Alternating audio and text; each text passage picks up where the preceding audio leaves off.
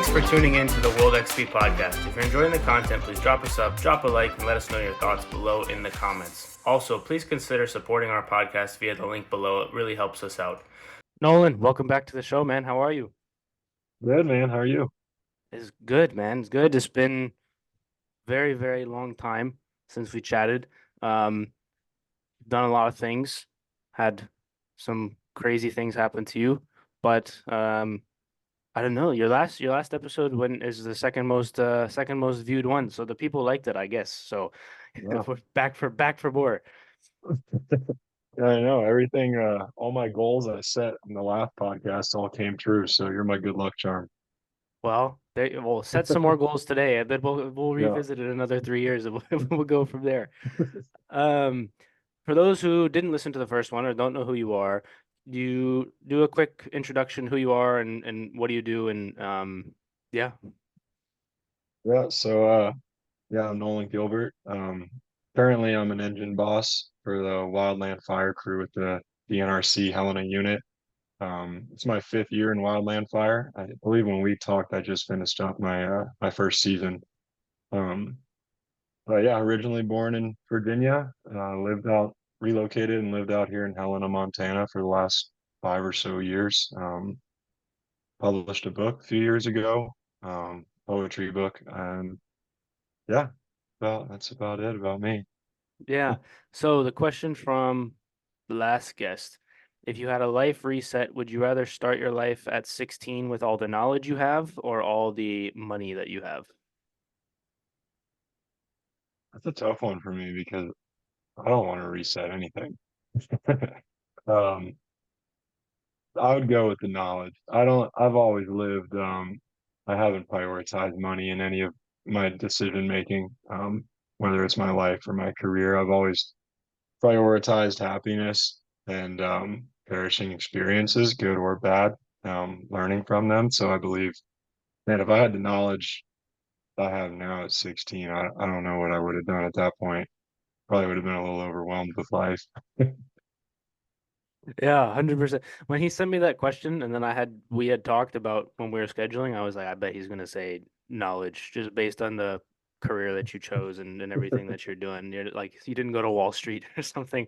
Um, so let's I think it would be a good idea because we talked a lot about this in the last one, but let's start with what is wild and fire. Mm, let's go with this. Let's start with like a description of what wild and firefighting is, and then we'll go back to like how you got into it, and we can run through that, I think, a little bit quicker than last time, but just to catch people up, and then we'll jump into what you've been up to the last couple of years. Yeah, wildland fire is um, just a variation of firefighting that is out in Forest Service lands, trust lands, state, private lands. My crew, we don't deal with any structure. We'll do structure protection, but once it gets into structures, then we need people that are more qualified for that work. We don't train for that. The way I got into it, I wanted to get out of the city. Being close to DC, I love my friends and family and the people there, and I felt like I kind of needed to get somewhere else and have a change of scenery and somewhere a little more rural, community based. And I visited my sister a few times. She lives out here. I just fell in love with Montana and the mountains. So then I joined on with the Montana Conservation Corps on a chainsaw team. We did thinning projects. We'd go out for 9 days, come back for four. And then I met a guy who's in the DNRC unit with me right now, and he's the one who convinced me to join the fire crew. But that's kind of how it all played out. None of it was really planned. It just all was kind of flying by the seat of my pants. Was the chainsaw crew like, oh, I need a job when I'm out here, and that was the first one that kind of offered Yeah, you a spot? yeah, and it wasn't even really a paying job. Because it was a nonprofit, and at the time their pay was, I think I was getting like 400 bi-weekly. So I was living out of my truck, and was probably the brokest I've ever been in my life. But that was like the first year where I was the most happy too. So I balanced that out, and then once I got job for fire, the offer. I was like, yeah, I'm gonna take that because I'll actually make a decent paycheck. Yeah. I don't think we talked about that much that you were living out of your truck. I think we mentioned it, but I want to dive into that a little bit because um recently anyways, I've had a few people on who have gone, we'll say like into fire or EMT or like tried to go military or like some of these we'll call them like the like dangerous outdoorsy jobs. And for you being from outside DC, going from got a house and whatever and you're playing baseball and to being broke, but you're like, oh, I'm happy. Like how walk me through that in your brain. Like how long did it take you to realize that you were happy before? Because I can imagine if I or somebody else from outside DC was living in their truck, they'd probably be like, oh, I'm such a disappointment. I don't even have whatever, and I'm not sitting in a cube somewhere doing whatever. Um, how did you, where was the mind, where was the flip in your mind for that? And like, how did you walk yourself through that mentally? Because that's obviously a very big change. Yeah, I definitely had some people call me crazy, and think it was a little nutty, but I kind of pushed all that to the side, and I think it was probably one of the scarier things I've ever done, like picking up and just relocating to a place where you don't know anybody.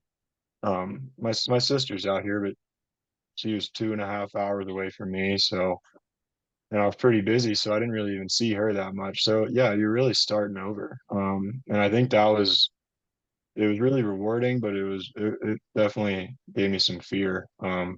But I think it took a little bit of an adjustment. Once I got to know my saw crew a little bit, like just got a little more comfortable, and then staying in the truck and stuff. It's a lot of time with yourself and your thoughts, and I think um, I was able to have a lot of time doing like some self-discovery, and like really prioritizing my wants and needs and what made me the happiest, and what I wanted to do with my life. It gave me a lot of time to really ponder some things, and almost like have an enlightenment, I guess, of what I wanted to do. And I loved being outdoors. I loved working with fire management, fuels reduction stuff, and helping the forests. And I think that's where it dug its claws in me, and I got obsessed with it.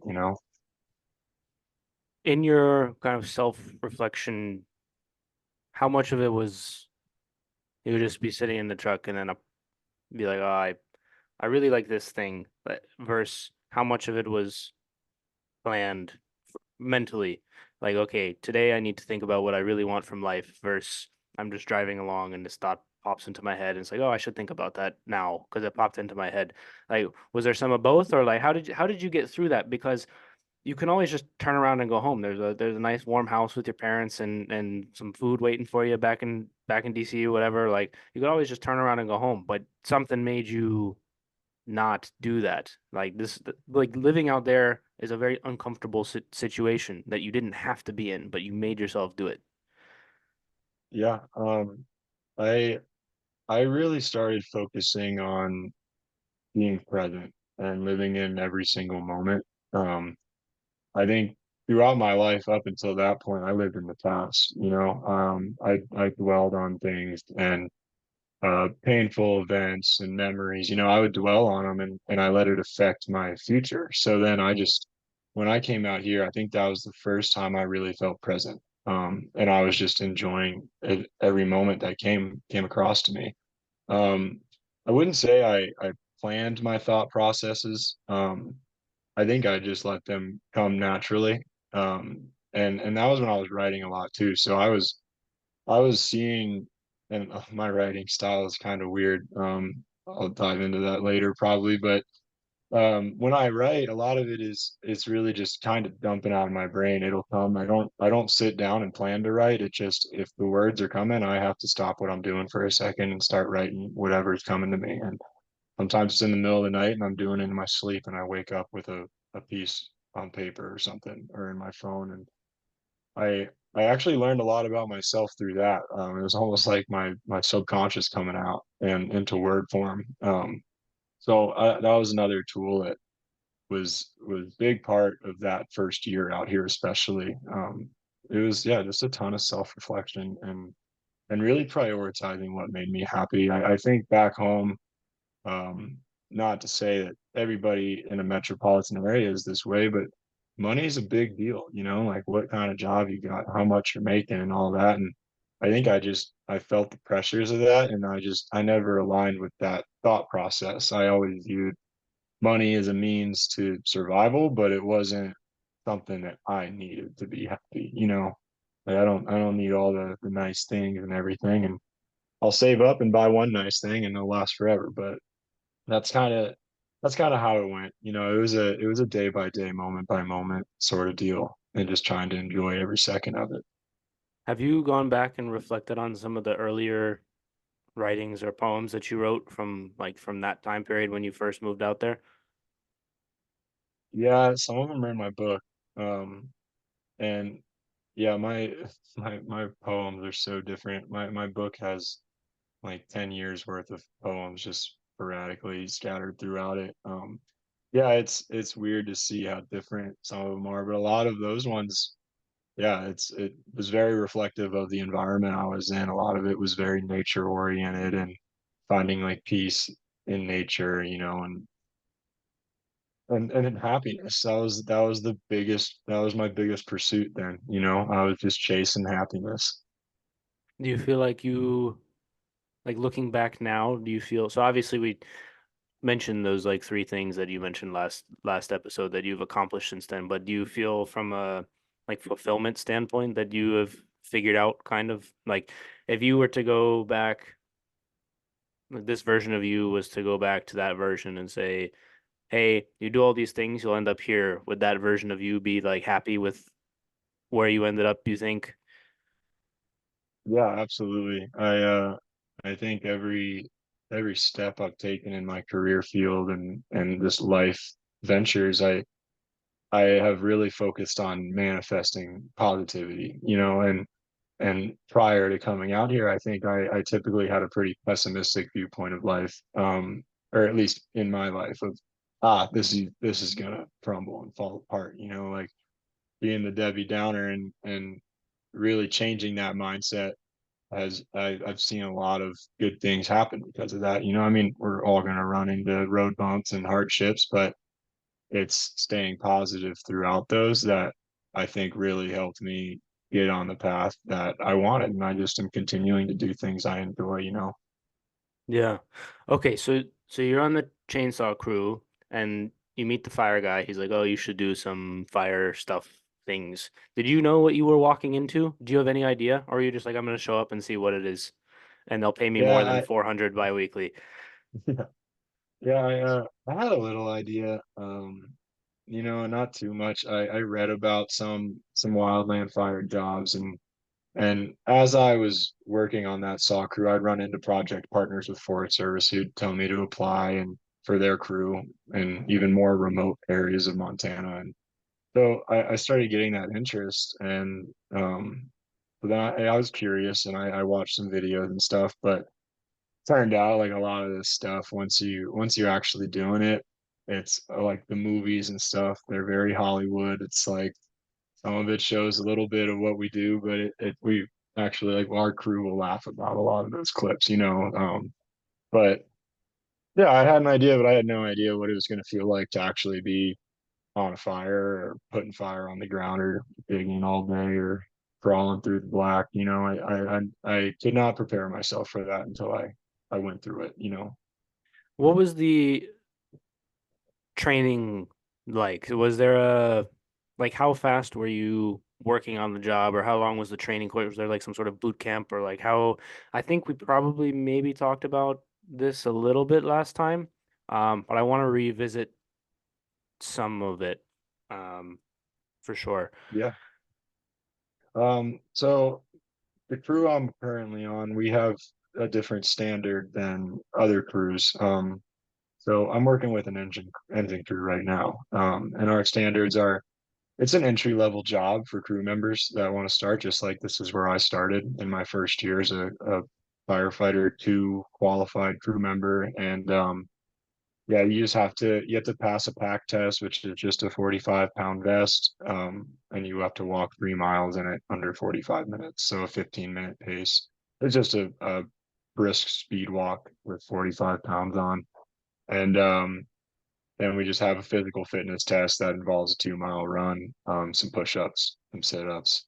Um, but the Helitack crew, they have a pretty similar standard, I believe, and they're on the same compound as us. But then you go into hotshot crews, which are type one hand crews. They're the top hand crew out there. When I was training with them, we had a standard that we had to pass, which was a 10K under 40 minutes and do the pack test, but they held us to a higher standard that wasn't by the book, I guess. Like we were running 10-mile trail runs every day and hiking for a few hours and doing obstacle courses and all sorts of stuff. So, and circuit workouts. So it just depends what crew you're on and who's running the crew and what they want, what they expect out of the fitness level for that crew. Hmm. Okay, so you get on the first crew that you're on. That story is in the first one. So you get past that first season, and then you went to try out for the Hot Shots shortly after that, or was that the year after? Yeah, so my second year, I was still with the state engine crew, and the way it progresses, as you get more experience and more years, you get task books open. So um, I became a firefighter type one trainee, which is a squad boss, so you can lead a small group of people on a fire. And there's an incident commander task book that you get in that same book. So that's another thing with fire. You get a lot of task books. You take a lot of classes. I'm actually in a class next week, so it's you continue to learn every year, no matter how many years you've been in. But towards the end of that second year, I filled in with the hotshot crew. We went to California and we were on the Antelope Fire in Northern California. I think that fire went over 200,000 acres. It was during that time period of the Dixie Fire and the Caldor Fire, I think it was. And yeah, they had over 1 million plus acres burned. I think just the Dixie Fire alone was 1 million. But I filled with them, and that was kind of like my tryout period. I was with them for 16 days. And yeah, it was we were working hard and just kind of trying to prove myself to them and absorb everything they were doing because they fought fire differently than my crews fought fire. So just every crew, even one engine from California or one engine from Washington is going to be different than my engine here in Montana. So it's just learning different ways people approach fighting the fire. And so that was cool for me. You know, I was trying to just be a sponge with them. And after that assignment with them, they asked me to apply for them the next year, which I ended up doing and getting accepted in. Very nice. I want to rewind to the becoming a squad boss. Yeah. What is the like criteria for that or the training or like what sorts of things, right? Because at that point you can have a fire somewhere get out of control and you're still responsible for like setting up locations or perimeters, I guess. I don't know if those are the words that you guys use, but kind of cordoning off different areas to be like, okay, fire shouldn't pass this point or whatever. And we need to keep that line safe because there's other people back there or things like that. So, what sorts of things are you learning, like weather conditions, wind conditions, different types of brush? I'm assuming, like what goes into that, and then the training and the qualifications for that, and then what was it like when you had your first time on a fire as the squad boss and you're responsible for those people? Yeah, it's a big, I think that qualification is probably one of the biggest deals to get once you're in fire. Usually it takes some people get it in a couple years, some people get it in 3 to 4 years or longer. But it's a big responsibility because you now are responsible for other people's lives at that point. You're the one that is going to be told that you're going to go up the right flank of the fire and you're taking these three people with you and you're calling the shots. You know, like you're overseeing these three people who are typically young, inexperienced firefighters who are still learning the job. And so I think that's the biggest deal with the firefighter type one, because it can be dangerous. You can get someone in that position who might not be totally ready for it, you know, and that's when bad things can happen. But it's developing a lot of leadership skills. There's required classes you got to get done, and then those task books. I don't know how many tasks there are in it. It's a lot, but it's like for example, you have tasks like serve as a lookout. So you in your when you're a trainee, you will go up somewhere with a good visual vantage point and you'll spin the weather every hour and you'll relay communications to the people down on the fire, what the fire is doing. So it's just getting like more of a bird's eye view of what's going on, and you can help out the crews on the ground. Another example is like engage in firing operations. So doing a backfire or burnout, putting fuel on the ground and getting that experience. But yeah, there's all sorts of stuff in that task book, and you have to do it with a trainer, and the trainer signs off on it. And eventually, when you get enough signatures from qualified people, then you get signed off in a final eval to be a firefighter type one. But What yeah, that one's a big deal. what is it like mentally to know, like the first time you're like, oh, okay, we're going to fight this fire, and now instead of me sitting somewhere else in the crew, now it's like, okay, now it's actually me. It's me. I need to make sure I don't tell that guy to run there because if the wind, like, are you feeling any added pressure, or you feel prepared from all the stuff that you've done up to that point? You feel confident in what you're doing? Is there a like you get the call? What goes through your head? Like, all right, Nolan, you're for your squad boss, first time. Like, what's going through your head? Yeah, when I was going through it, I embraced it. I always liked being in a leadership position and coaching people and teaching and helping people learn. And I took the time to prepare. I didn't want to be a squad boss unless I knew I was ready for it.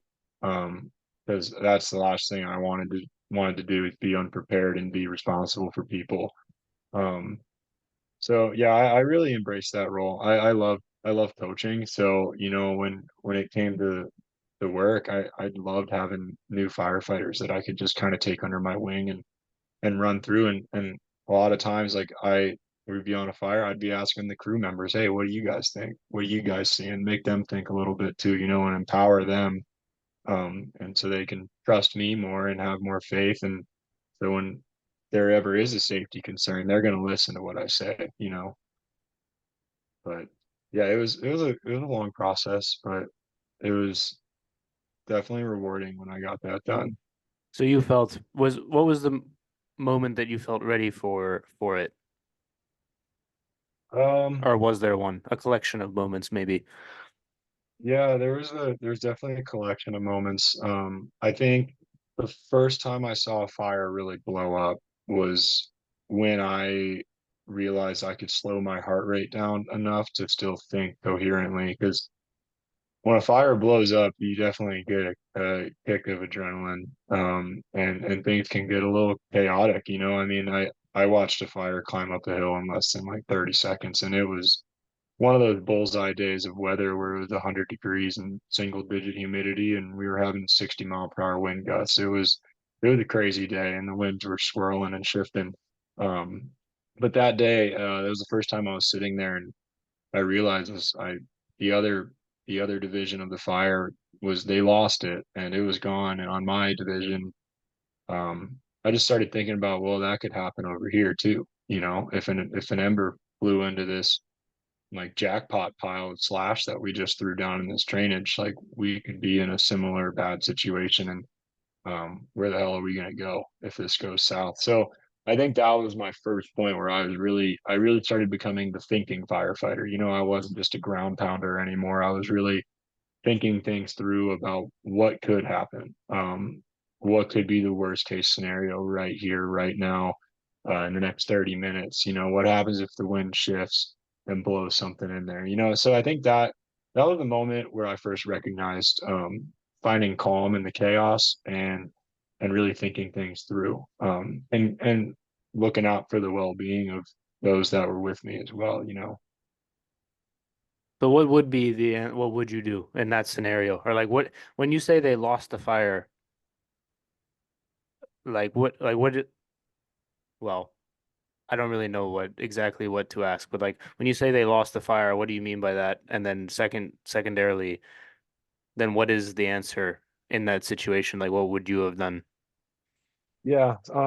So when the fire blew up, it wasn't anybody's fault. It was just one of those days. Like they had an interstate that was passing through it, or a highway, not an interstate, but like a 4-lane highway. And the wind picked up and the fire jumped the highway. So I mean that's pretty significant. And just seeing the fire activity that followed, and it burned through some areas that were pretty sketchy. Everybody was okay, and um like we had a helicopter go down on that fire. It was just one of those days where pretty much everything that could go wrong went wrong, you know.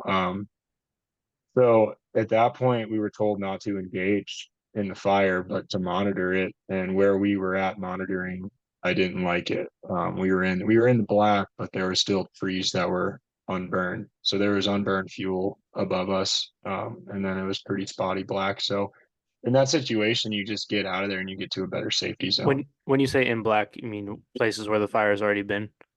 Okay. Yep. Yeah. So you can use, so safety zones are areas that are large enough to withstand like a flaming front.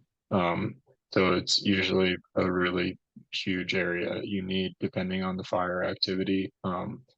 It's all there. I could dive into it, but there's like calculations for what the flame length is, and the weather and the slope, and how big your safety zone really needs to be. Um, but you can use the black as a safety zone because it's burned fuel. So the fire's not going to be able to roar through it again if it's all consumed already. But we were in a patchy black that wasn't completely consumed. So at that point, I just wanted to get out of that spot and get to a safety zone, especially when we were told not to engage in the fire anymore. If we did pick up any spot fires, we weren't going to attack it. So it was I didn't see a point in why we were sitting there. And so then we relocated to a better safety zone, and that was, yeah, that was probably the first moment though that I was really kind of taken aback. It's like, oh, this is what like wildfires are capable of, you know. And then later in that same year was when I went to California and saw very similar activity. The California fires. So obviously we talked the first time you wanted to join the hotshots and so you apply and you do all this. Were the California fires so big that they asked for people to help and you kind of got a maybe not a leg up, but like you went your tryout was fighting the fire. Was that just out of necessity? They needed more people and then you just jumped at the Yeah, opportunity basically? yeah. So in my second year, with the state, it was in September. I went to California that year. And so throughout the year, hotshot crews will lose crew members, whether it's due to injury or Real quick, some. can you just describe what the hotshots are for everyone listening?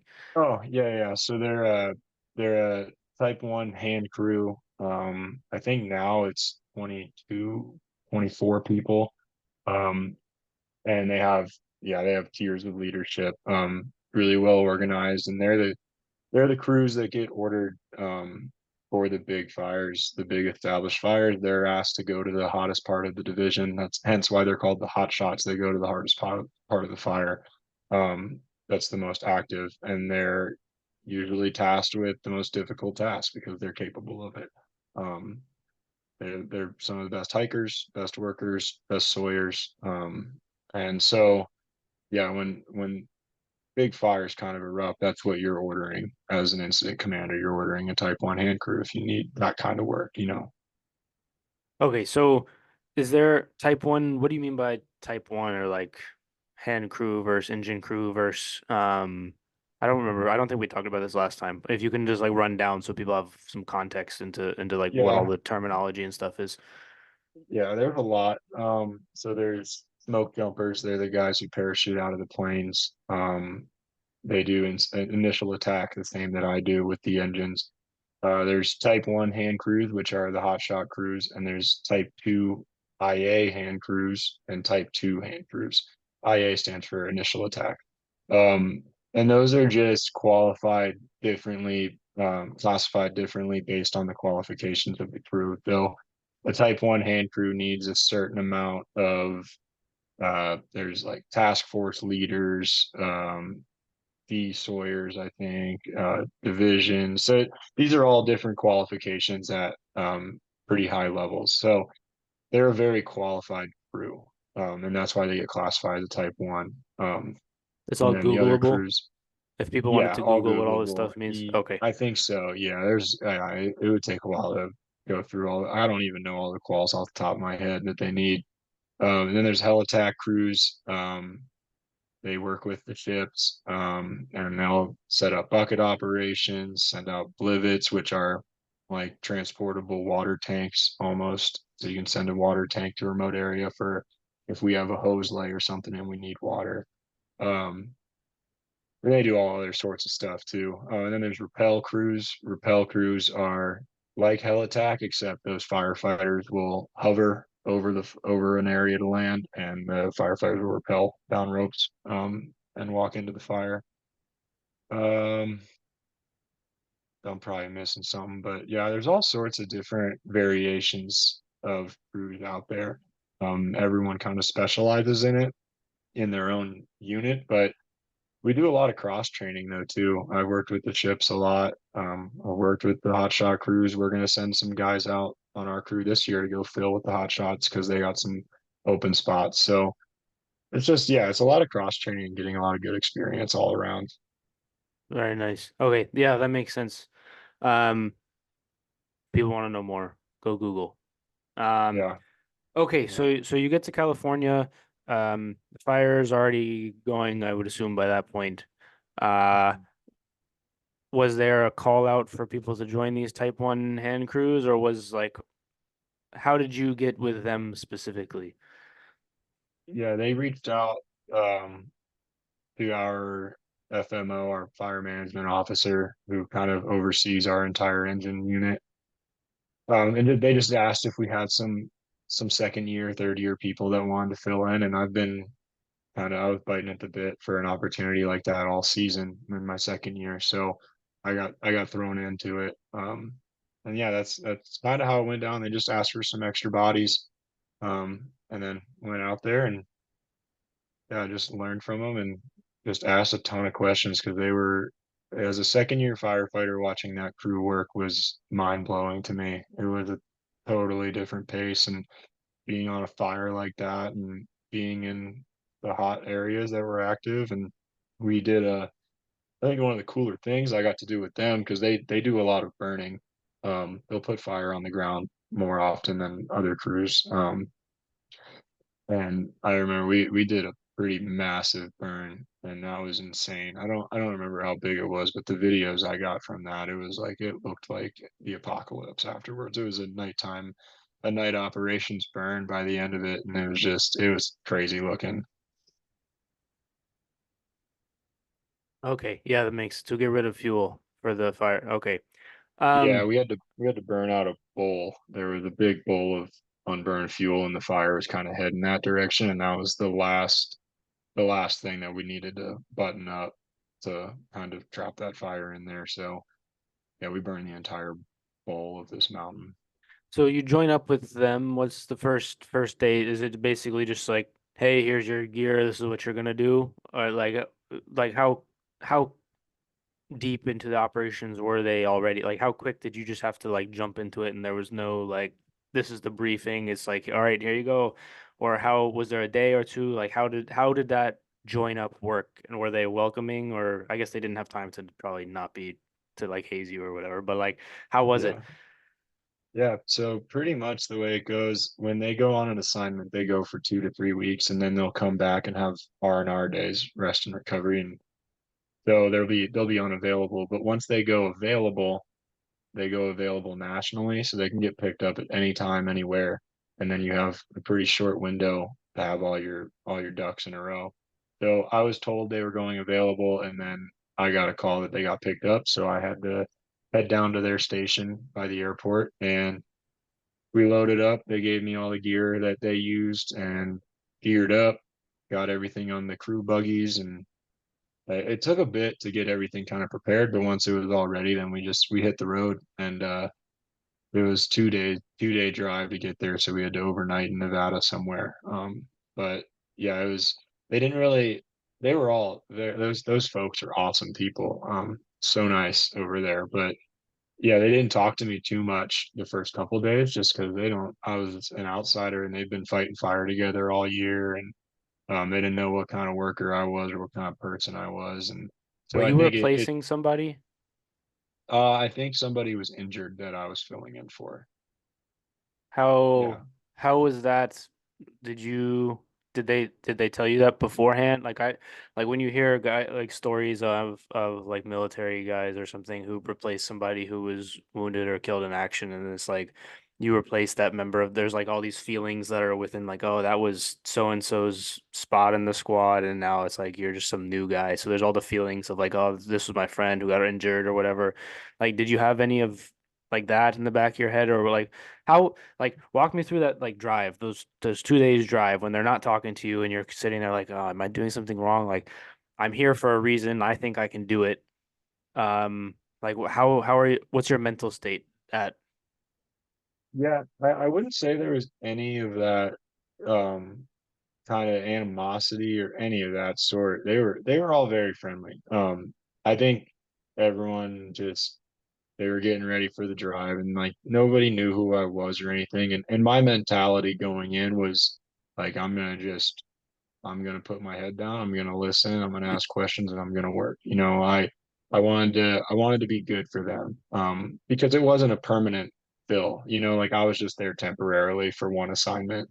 And everybody knew that. Like I wasn't now a part of the crew. I was just helping out.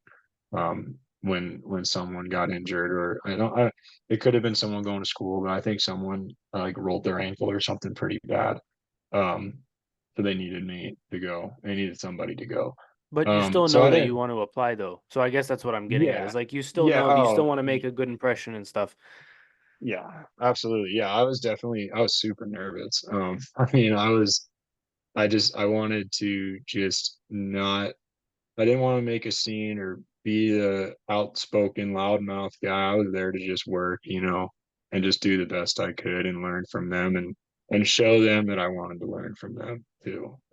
Which I did deep down. I really did want to learn from them. Um, yeah, I just busted my ass. That's kind of how my viewpoint was on it was, like I'll get to know them once I show them I can work. And once I showed them I could work, yeah, they all warmed up pretty quick.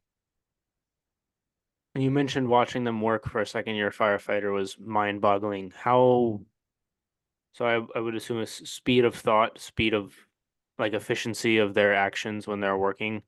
Um, different things of that nature. Did it take you a while to catch up to those things? So like physically, I assume that you were good, but mentally, did it take you a little while to catch up to like the thought process and the speed of like, did you have any like you're doing one thing and they've all of a sudden determined that they're going to do something else because they all noticed something small that you didn't notice, and then you had to be like, what are we doing, guys? Or like, how much like what was the adjustment like for that? And well, I guess I'll just leave it there, and I assume I you have the thoughts and the stories to answer it. But how was that for you? Yeah, well, even there, so it was totally different for anything that I've ever worked around, just because typically when I was with the engines, I'm working with 3 to 6 people. So this is 20 plus people. Um, so we can get a lot of work done. And with the saw teams, I think that was one of the coolest things. I've always been I've always enjoyed being a sawyer. That's one of my favorite parts of the job is cutting What's a saw Sawyer? line. Just like a qualified chainsaw operator. So cutting saw line, felling trees. Um, but they had 4 saw teams, and it's like you just watch them just climbing up the mountain with their packs and saws and just clearing out like almost just a ski slope for us to come behind with the dig. But it was like their fingers just don't come off the throttle. It's like music. It was awesome. Um, and I should send you a video of what that sounds like. It's crazy.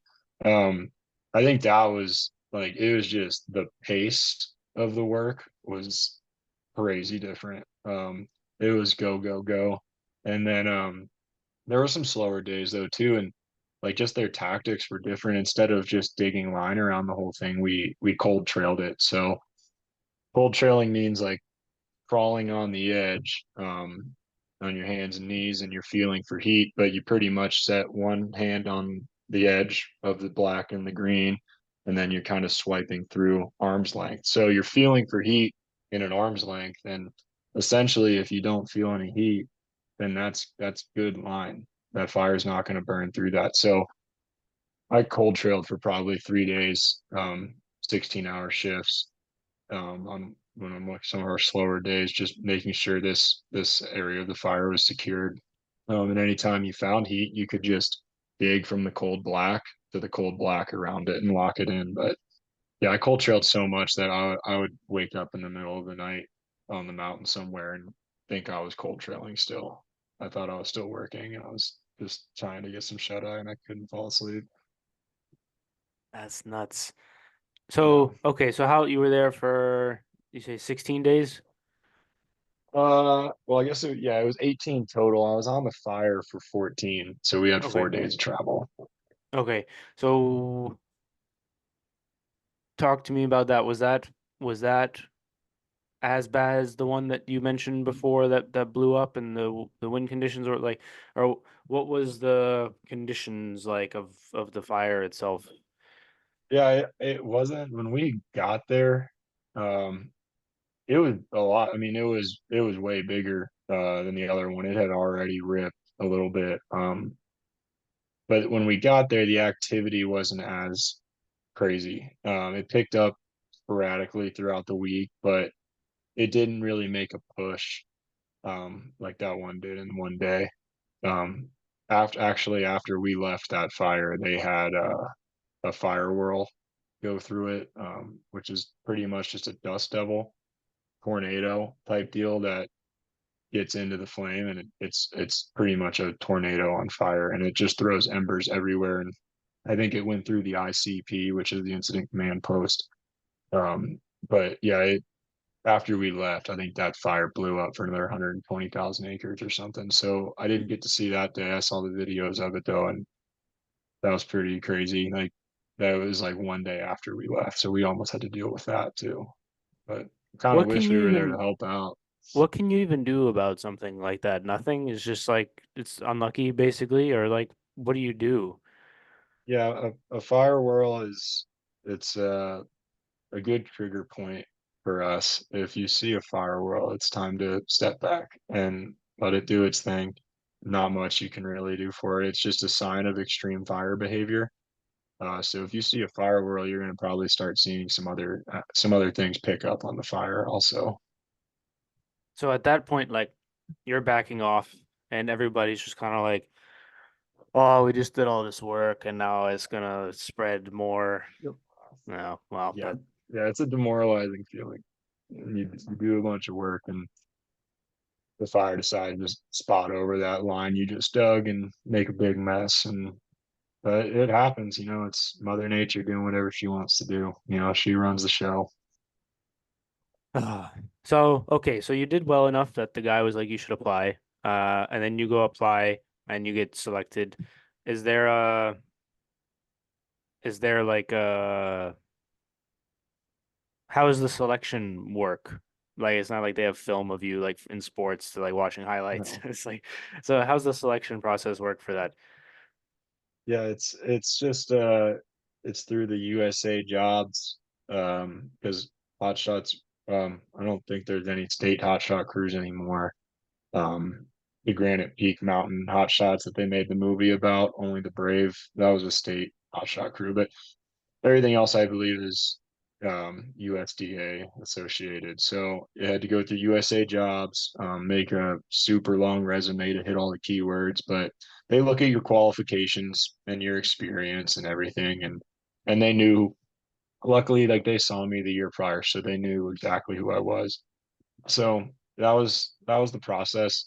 It took a while just for USA jobs. I had to apply in like September to get hired in April. So yeah, they open the job really early and it takes a while, but yeah, once I got on the crew, it was, I mean, that whole winter I had to train for it though too. It was like, which is kind of the crazy thing. It's like you're spending a lot of time training and that's your unpaid time, but you had to do it just to show up in shape. Because if you didn't show up in shape, you're in trouble.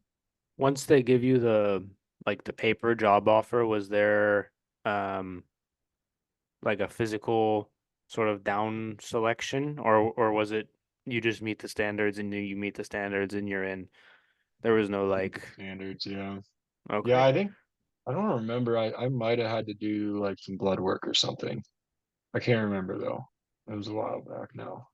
I guess what I'm getting at is there's no like training thing that people drop out of it after they get selected or whatever. It's like once you get hired on paper, is like Oh, that's you're in. yeah. Once you get hired, you're in, and if you don't pass the standards, then you'll get relocated to some other Gotcha. thing. So yeah, Gotcha. if you don't Gotcha. pass, you'll get sent over to the engine crew or something, or admin or something like that, or dispatch. So did you join the same crew that you worked with the year prior? So Yep. that must have been probably a nice familiarity standpoint. It's like, okay, yeah, I'm officially part of the crew now, so that's a little bit different, but at least I know all these guys and I've worked with them all before. So what's it like? So did you have to relocate or how's the transition work from Montana to wherever you were at that point? Like you're leaving your station there and you're going to wherever, like what's going on with the like behind the scenes stuff? Like you're moving or you're not moving or your stuff is like what's going on Yeah. with that? It was a super easy transition because the engine crew I worked for was in North Helena, and the hotshot crew was based out of the airport in Helena. So I didn't have to move towns or anything, which made it super easy. And I ended up just living with that guy who got me into fire. Yeah, I ended up living with him and his family and a couple kids that summer just because he's an awesome dude and helped me out because I was gonna live out of my truck again because I didn't see a point in paying rent if I was gonna be gone for 28 days out of the month, you know. Yeah. It's like I'm just gonna sleep my 2, 3 nights in the truck by the airport and then go back to work all summer. So what's like what's the rhythm for you guys? Like you have to be available for a certain amount of times and you get the calls to the fires, but like what's the on off your what are you doing during your R&R? Are you guys training together? Are you guys doing classes, tactics? Like what's the like okay, the season starts, you report for day one. What's going on? Yeah, so I this was the bummer side of it, because I there's a critical training period and we went 3 weeks and we call them criticals and it's all of our important classes that we got to take. It's our conditioning, strength and conditioning, our trail running, our hiking. We were doing prescribed burn operations. So I got through some of the hardest parts of that, and then that's when I blew my knee out on the day of the burn operation. Hiking, like we were boot skiing down a pine needle slope, and foot got caught and popped my patella tendon.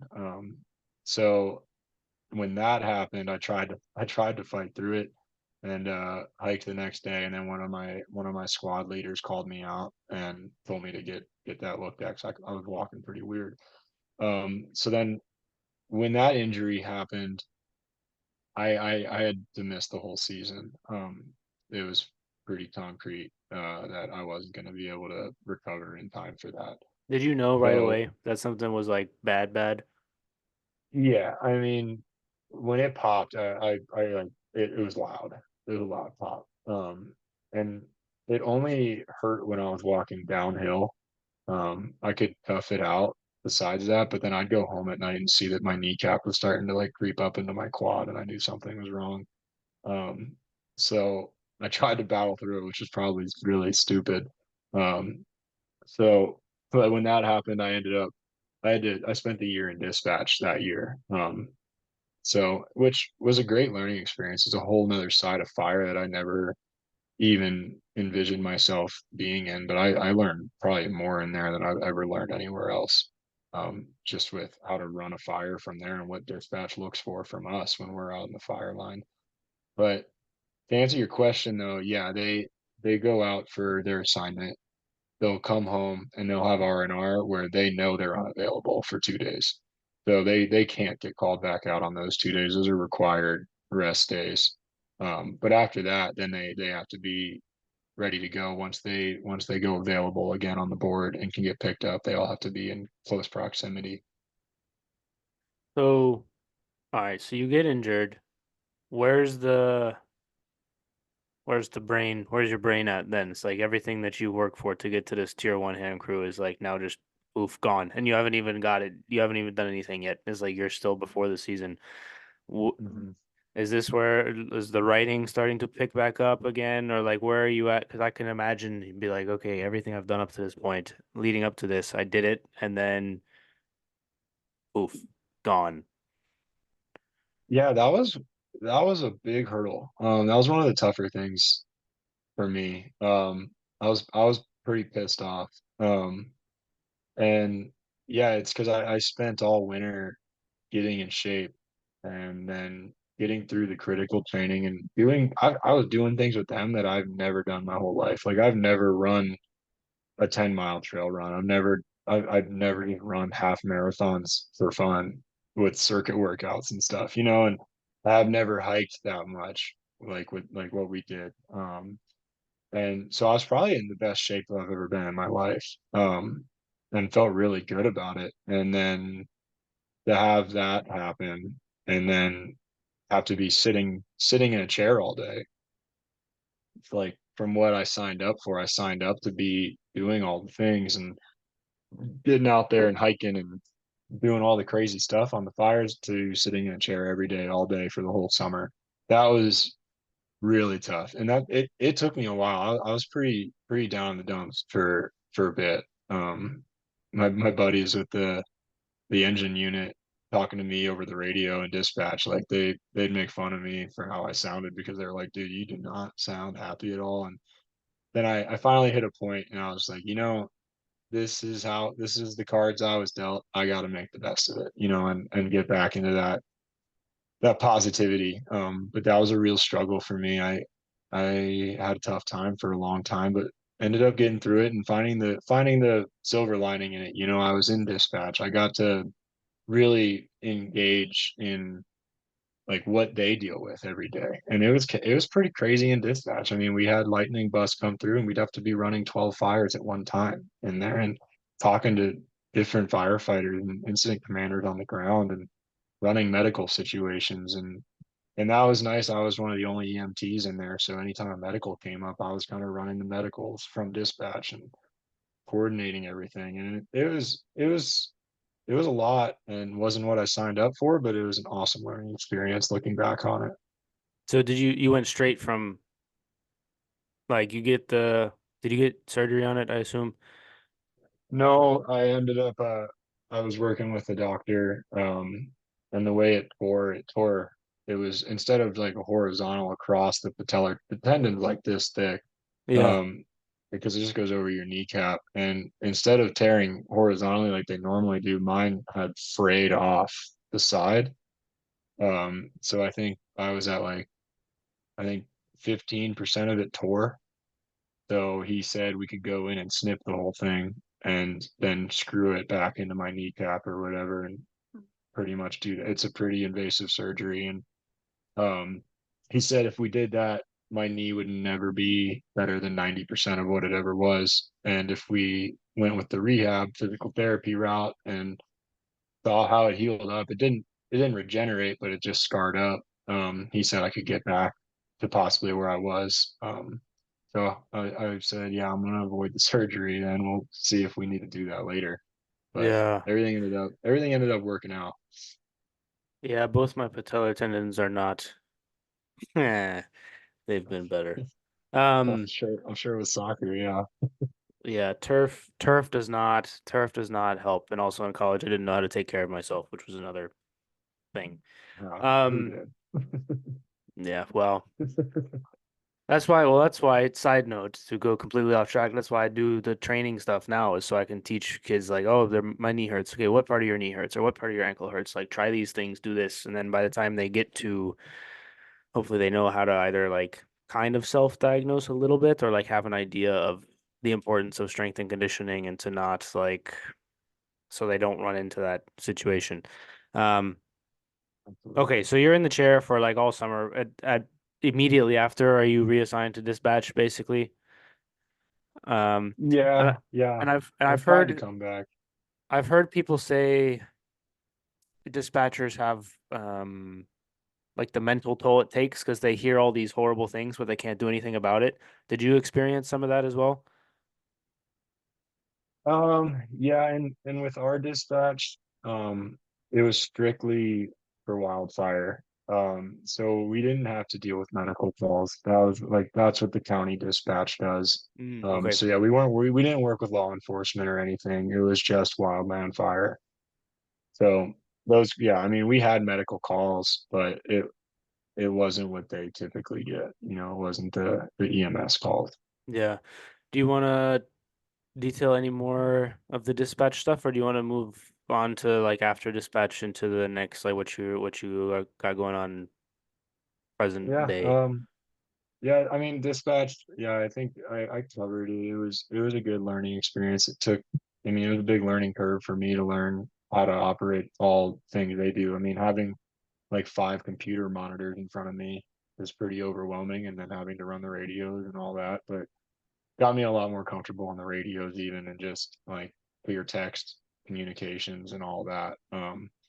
But after that year, I never plan on going back into dispatch. Nothing against them. It just wasn't what I wanted to do.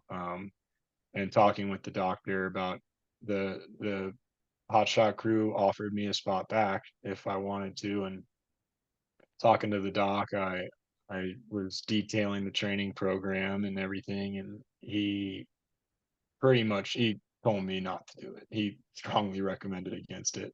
But he was okay. He said if I can go back to my engine crew, um, and kind of keep an eye on my knee, like you talked about. I mean, we learn from our experiences with injuries and listening to our bodies. And I think that was my first knee injury ever. So it was like, yeah, I'm gonna listen to my body now, and I can go to the engine crew, and I can train and be prepared and still be in good shape, but listen to my knee if it ever starts aching up or tightening up. Um, so that's how I ended up back with the state, and thankfully they were welcoming me with open arms. They put me in a leadership position right away, as an engine boss, and yeah, here I am one more year in my fifth season with them. Did the injury make you go back and do another round of reprioritization or like self-reflection and what you wanted and what you like having the realization of like, okay, I did everything to get to the hot shots. I got here. I'm not going to be able to do it. Like, let me come to peace with that. And then even after the second conversation, like hot shots were like, yeah, we'll have you back. And Doc is like, yeah, I wouldn't really do it. And like a part of you is like, screw that, I want to go. But then the other part of it is like, I probably should not break myself. Yeah, that was a lot of conversations with my family about that. Because I still felt like I had something to prove. And I felt like I had let and and this was kind of that negative attitude. The way I was viewing it was I had let a lot of people down with that injury. And yeah, it took a lot of convincing. Like I have no control over my knee tearing or not. I didn't do that intentionally. And so that was like a weird thing I had to battle with. I felt like I let myself down, I let my family down, and turned out and nobody felt that way. But yeah, I really wanted to go back. I pondered that a lot, and then I don't know what it was. I think it was talking with my mom and sister. It was just the prioritizing of my own health. I want to be able to walk when I'm 40. I don't want to be with a cane in my 40s and 50s. I want to still be able to be active and do what I want to do and not limit myself because I wanted to do another year on the hot shot crew. And I always was comfortable with the state crew. I love the guys there and I've been around them a while. So, it wasn't like it was a fallback plan at all. I deep down I always wanted to go back. So I just made that decision, and came to the realization it was something I couldn't control. So I'm just going to control what I can and take care of my body. Yeah, you're not gonna break your knee, but you'll run into a fire. It's like Yeah, yeah. Um, okay, so you get back to the state. I think we talked, was there any big changes from either last episode or earlier in this conversation from when you went back or not really? No, the only difference was just now I was more qualified when I came back. And I was a firefighter one, incident commander type 5. So fire's another type classification. Fires are classified by different types for how complex and large they are. So I got the first tier of being an incident commander, and then an engine boss qualification this year. So now I can run my own engine with my own crew members and go to fires by myself and run the show. So it's even more responsibility now and having more of a leadership role and mentorship role, which I am loving every second of it. And I think that's the other thing that was like the positive of that injury, trying to find the positive in everything again. But like having that injury, it really made me cherish this even more. I'm enjoying it more than I ever have, um, because I went through that and saw how it can be taken away from you pretty quick and you can get knocked out for a whole season. So while I'm healthy and while I have the support of the crew, I'm going to enjoy every second of it and teaching everybody I can. Speaking of teaching and coaching, um, obviously you were slash still are a huge baseball guy. Where did well, I'll let you kind of describe it, but where did the idea for the business come? What was the like catalyst for that? Yeah, it was I've been back to that guy who got me in fire. I'll put a name to it. Jeff Beaver. He's the guy who changed my life out here. And really brought me in his family. But he's got two kids. One of them is a junior and one's an eighth grader. And I've been training both of them since I came out here in baseball. And the junior now, he's the one of the stud starting pitchers on the baseball team here in Helena. And so I've been getting more and more involved in baseball out here and working with other families that have seen how his kids have progressed. So I've been working with a lot of people out here and getting involved in the baseball community. And I noticed that there wasn't an indoor facility for these kids to continue training at in the winter. The teams, like, there's snow on the ground for 6 months out of the year, so there's a huge need for it, and everybody wants it. And that's what I just kept hearing. And I remember being back in Virginia that there's several places. I worked out at one in high school and middle school, and I I was a private instructor at one of them in Alexandria, and so I saw how successful they were and how much benefit it was for those players and the community, and really like building confidence in these kids when you see them see progress, how much better they feel about themselves. And I felt like that is just a huge hole out here. And it's starting to get bigger. Helena has the biggest baseball league in the whole state. So I saw all that and I just kept getting more and more involved. And then eventually, I was thinking about my future beyond fire. I started seeing that I think it was I want to start a family down the road. I don't want to be gone all summer and have these crazy hours and be available on every weekend for a call. I could get called right now and have to go to a fire, and like being able to flush that away and coach baseball, it doesn't even sound like a job to me. It sounds so fun getting to help mold young minds and give people a resource they'd never had before. Um, so that's how the idea all started. It was just all for the benefit of the community. And yeah, I love baseball and love coaching, and I've seen what it does for kids learning. Like baseball is a great sport to learn from because you got to fail. You fail so much in baseball, and you have to be able to deal with that mentally. And I struggle with that as a player, and I think the difficult times I had in baseball dealing with injuries or tough teams and coaches or whatever, I've learned what I want to instill in players and be supportive and be that person they can go to and trust, and get to know them. I think that's the most important thing is getting to know the people within your community and understanding them. It's the only way you can really make yourself better and make anyone else better. Was that a piece that you always wanted to try, the business piece, or is this a new avenue or opportunity that you're exploring? And how's the adjustment been like for you with again the learning process of a new set of requirements, and you got to do this paperwork, and you got to sign this form, and you got to get that insurance for this. Like, how's that been for you? How's that process been? I never thought I would be starting my own business. Never once even crossed my mind until last summer. So my business partner, he actually fought fire with me my first 2 years.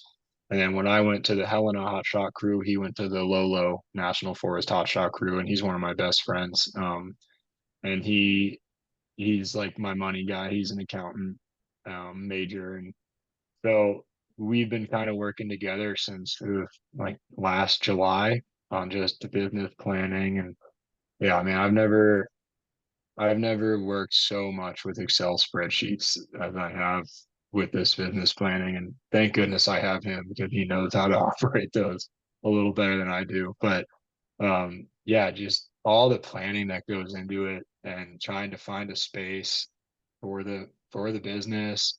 Like it's just so many moving parts, and that's the thing.